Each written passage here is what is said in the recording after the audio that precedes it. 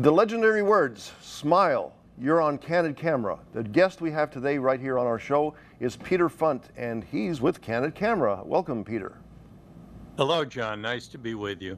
Candid Camera, those two words right there encompass a lot of your career and your dad, Alan Funt's career. And could you tell us a little about how this all started way back when? I think in 1940s, I guess, as a microphone, basically, right? Wow. Yeah, it's a long, so you have a few hours Oh, for sure. this story. 1947, my dad had this idea, and it began as a radio show called Candid Microphone. And the following year, 1948, he took it to TV. It became Candid Camera. And off and on through all of his career and most of my career, we've been doing Candid Camera. There have been pauses in between, but we're the only entertainment show in television history to have produced new episodes in 8 different decades. Wow. So that's quite an achievement, and I thank my dad and his great idea for that. Well, and rumor has it that you started off on Candid Camera at the age of 3. Tell us a little about that episode. And you know, I'd be lying if I said I remember it very well. I was 3, but my family tells me that my dad sent me out on the streets of New York City with a shoe shine box and told me to ask $10 per shoe. And I guess the idea was to see how business people primarily would react to such an audacious young entrepreneur. You know, John, here's the sad thing about that story. Back then, they never saved anything. They shot it, they put it on the air, and they threw it away. So there is no record of that anymore. And fortunately, years later, my dad and then certainly I changed that policy, and we carefully save everything now. But isn't that a shame? I mean, Johnny Carson used to, his family tells the story about how so many of the Tonight shows don't exist anymore from early in Johnny Carson's career because NBC just erased right over them. So that's tragic, yes. We don't have that anymore, but probably better in story form than the video was anyway. Yeah, and you still have a lot of a collection, even though the first several years were not recorded. Oh, yeah. Thousands of sequences, John. In fact, many of them, hundreds, 400 or more, are on our 2 YouTube channels. That's correct. Candid Camera Classics and Candid Camera Gold.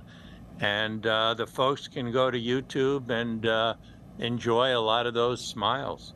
And on top of, just to mention, on top of the Candid Camera YouTube, your career also, you've written a lot of books, and you've got some books of recent that you've written about your days of Candid Camera. Well, I have. You know, it started during the pandemic. We couldn't really do television. In fact, we couldn't do very much, any of us, during lockdown and all.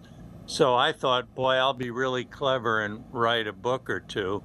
Little did I know that practically everybody and their mother in America was writing a book at that time, and it was kind of a flood there. But I wrote 2 books during that period. One was my own story, and I called that one Self-Amused, a Tell Some Memoir. I didn't want to tell all, you know, that's risky business, but it's a tell some memoir. And so the folks might enjoy that if they want to read about Candid Camera's history and my dad's experiences and plenty of my stuff. And then more recently, in fact, just this summer, I put out a new book that has nothing whatsoever to do with me or Candid Camera. It's just a reporting project, but it's a fascinating one. The book is called Playing POTUS, as in President of the United States. And playing in this context means the story is about the impressionists, or mimics, if you will, who have impersonated U.S. presidents.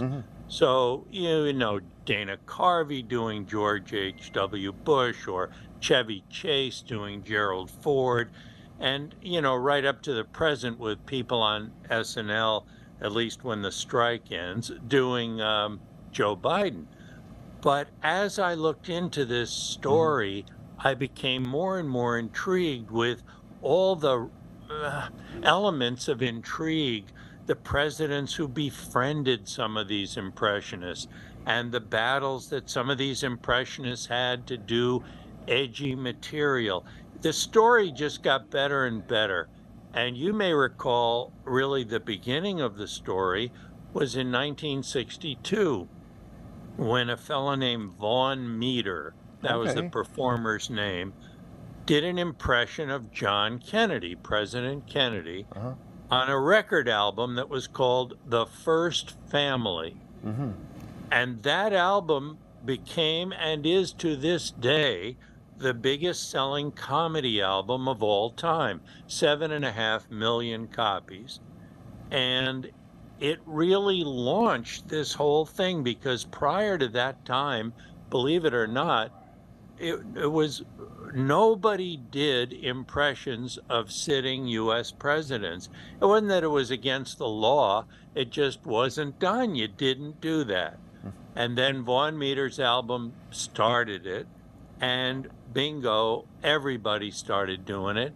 So we've had 12 presidents now who have been roasted and impersonated, and I interviewed a lot of them, and it made for a really good book. So the book is called Playing POTUS, and it's on sale now, as is Self-Amused. You can get it at Amazon or at the Candid Camera website or wherever. But okay, that's my commercial. That's a great commercial. And basically, you mentioned that you met several presidents, and who, not to be political or anything, that's saying that you're saying anything good or bad, but who impressed you the most of all the presidents you've met? Oh, I'm happy to say things good or bad, but no, I think without question the most impressive president in my time was Barack Obama. I think the guy just radiates brains and charisma and instills confidence, at least he did and does in me. I think a U.S. president who got sort of a bad rap while he was in office, but history will see him as one of the greats, was Jimmy Carter. I agree. Such a decent man. And back when he was president, maybe we didn't think decency was quite that important. Nowadays, I think it's one of the best attributes a president could have, if only we could find one of them. Because, these are troubled times, and decency goes a long way, as does smarts, which Jimmy Carter had. In my book, I point out how Chevy Chase did the impression of Gerald Ford. It coincided with Ford taking office and the premiere of Saturday Night Live. That's when it began on NBC. Well, doing that Ford impression catapulted Chevy Chase to becoming a superstar. But it also ruined Gerald Ford's career, and that's no exaggeration.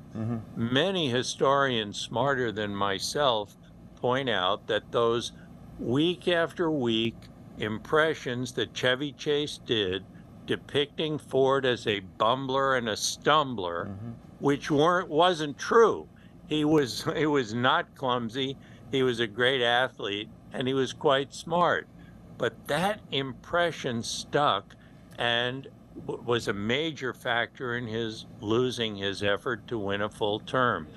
And that's the sort of stuff I was uncovering along the way and able to interview people about. And as I say, it just makes such a rich and interesting story. Now, on top of everything, obviously being a journalist, I mean, you've done other things in research. There was, I've heard through time that you researched the last PM newspaper that has ever been that's been going on, or I guess it's because it's becoming a dying thing across the country. Yeah. Well, yeah. Boy, that's good research, John. I almost forgot about that. That was a piece I wrote in the Wall Street Journal Because I love newspapers. I Hmm. mean, I guess I'm dating myself, but Oh, I love the physical newspaper that you can hold in your hand. And I've worked for newspapers on and off throughout my career. I still do. But it is sad to see so many of the print newspapers fading away, and the afternoon papers and evening papers are now basically extinct. They just don't exist anymore. The papers that still remain, and there's a lot of them, are morning papers that come out, in the middle of hmm. the night and delivered in the early morning. There is no such thing anymore as an afternoon paper. And those of us who, as kids, delivered papers in the Hmm. afternoon, that was a big source of employment for young teens and kids on a bike. Sure. And so that whole thing disappeared too when afternoon papers disappeared. So, yeah, I looked into that. Don't get me started too much about the sad demise of Well, the newspaper business because I think we're all going to find that we're paying some kind of price for that. I don't want to be too highfalutin here, but there is a difference in how we absorb news as hmm. consumers on the screen versus on the printed page.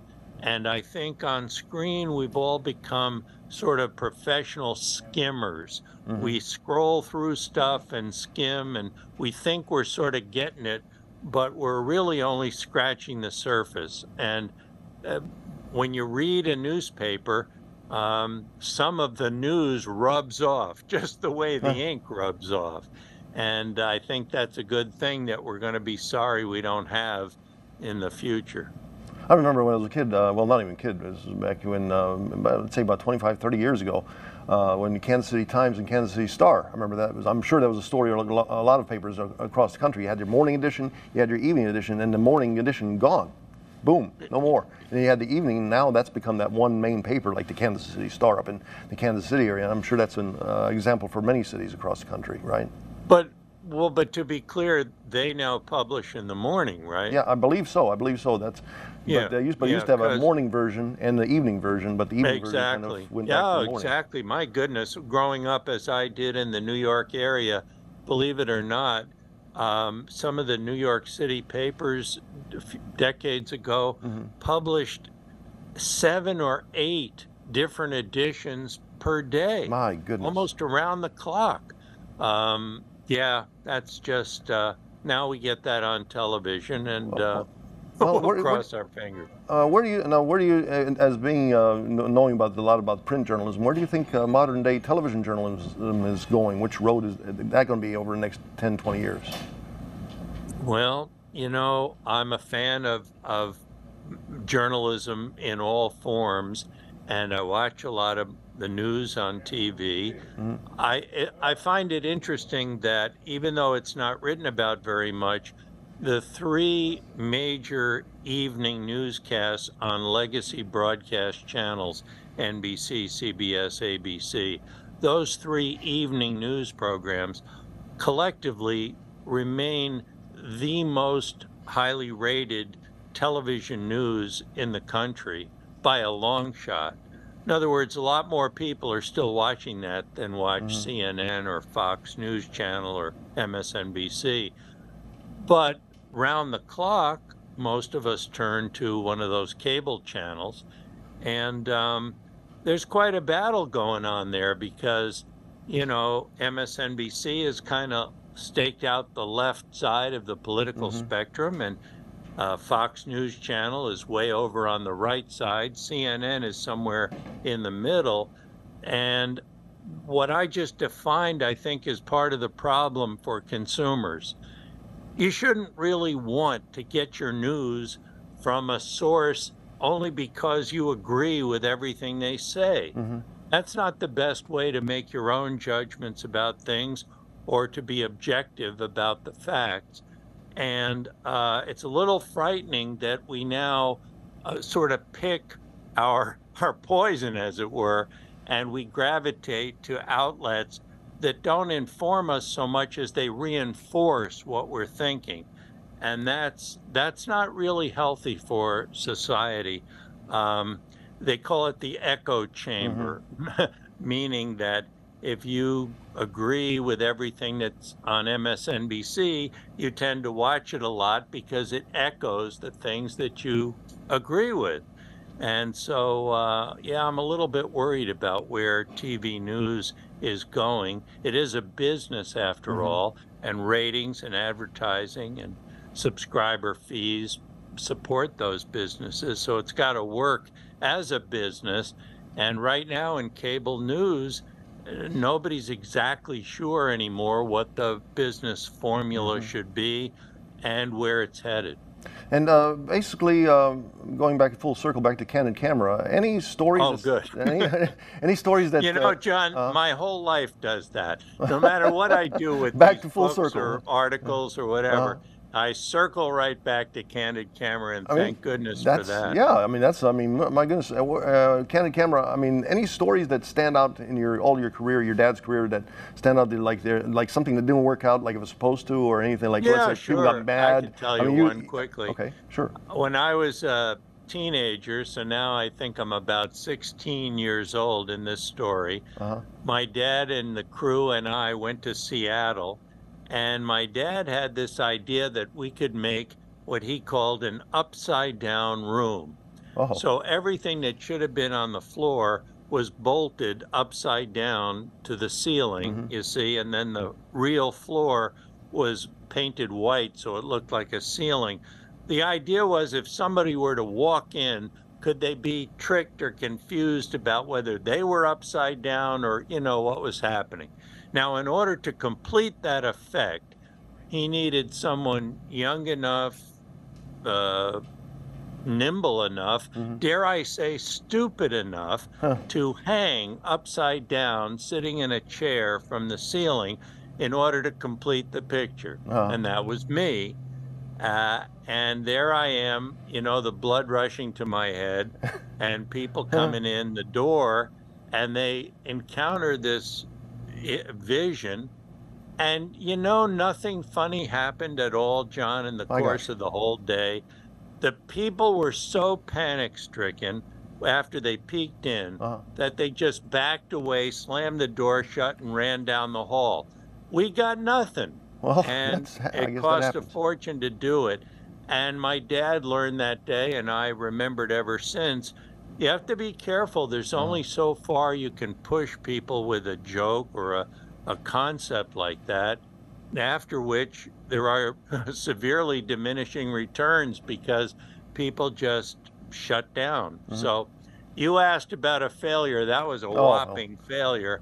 But you know what, John? Uh-huh. If people buy my book, Uh-huh. now how about tying this to a plug? Self Amused, the book Self Amused, the cover of Self Amused, I don't have one handy, but Uh-huh. the cover of Self Amused is a picture of me hanging upside down and my There you dad go. giving me last minute instructions. And so you see, it made a good picture and a good story, just not a very good TV sequence. And in a minute we have left or so, where do you see this Candid Camera going on for the next 10, 20, 30, 40 years? I mean, Oh I'm boy. sure. How about 30, 40 minutes, John? I can't look that far into the future. I'll tell you this. Candid Camera, thanks to my dad's vision, Mhm. is a great and I believe timeless idea. Indeed There'll it is. always be new people to photograph because they're being born all the time. Uh-huh. And there'll always be new jokes to make because the zeitgeist is evolving. So I'm happy to say I'm working with some of my producers right now on a new version of Candid Cool, cool. Camera. I can't make the announcement just yet, but as they say in TV, stay tuned because in the next coming months, maybe early next year, we will be back on TV, and I'm so tickled to be able to do it. Well, Peter, I would like to thank you for being on the show here, and your theme for Candid Camera, Smile on, you're on Candid Camera. You've certainly given everybody a smile in many generations, and including my generation, myself. I think my mom and dad, I remember just growing up, we'd watch the Candid Camera at home, along with a lot of other families across the world. You just gave everybody a smile, so thanks for giving us all the smiles. Oh, my pleasure. Thanks for those kind words. Nice to see you, John. Good to see you. Take it easy.